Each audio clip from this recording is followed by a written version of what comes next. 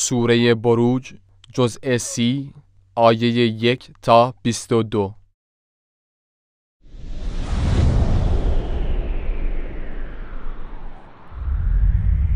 اعوذ بالله من الشیطان الرجیم.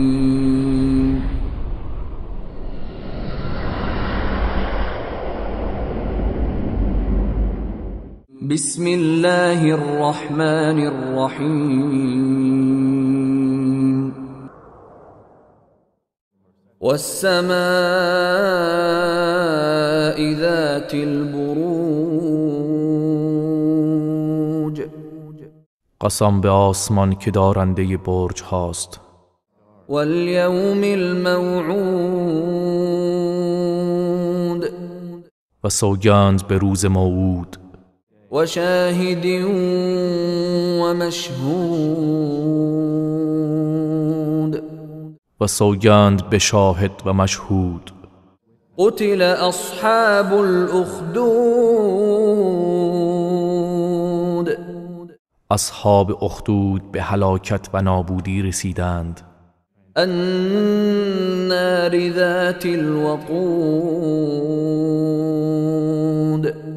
خندقهای پر و افروخت از هیزمهای بسیار. اذ هم علیها قعود. هنگامی که بر کناری آن نشسته بودند. و هم علی ما یفعلون بالمؤمنین شهود. و آنان آنچه را با مؤمنان انجام میدادند تماشا میکردند. و ما نقموا منهم الا ان یؤمنوا بالله العزیز الحمید.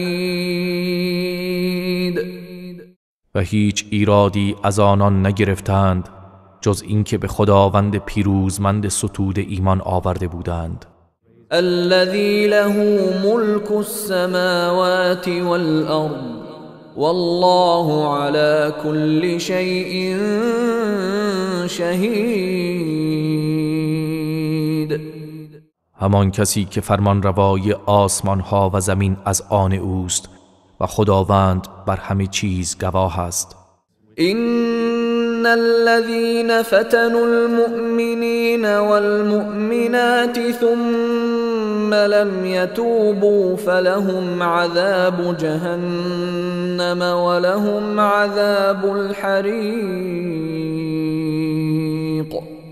به راستی کسانی که مردان مؤمن را و زنان مؤمنه را شکنجه و آزار دادند سپس توبه نکردند، پس برای آنها عذاب جهنم است و برایشان عذاب آتش سوزان است.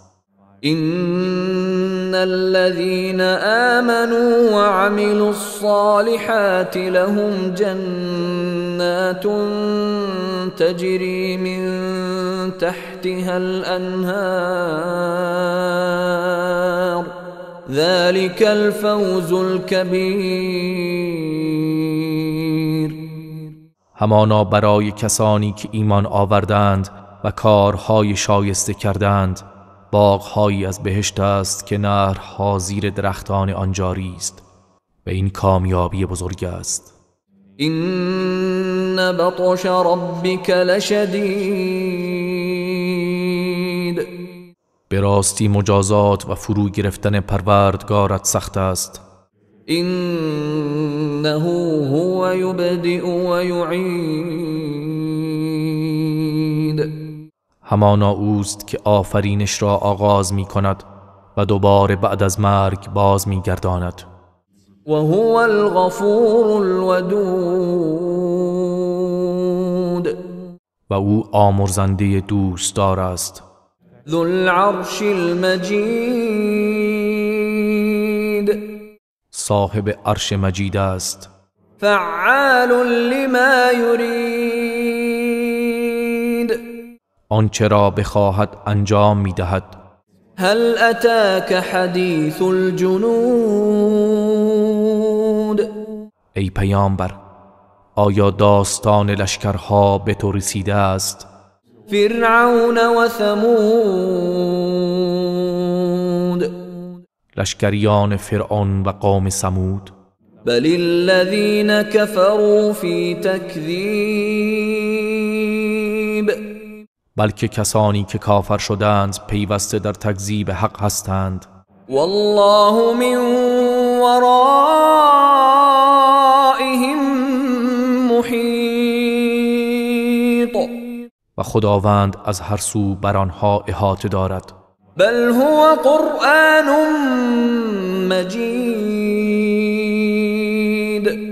بلکه این قرآن مجید است فی لوح محفوظ که در لوح محفوظ نگاشته شده است.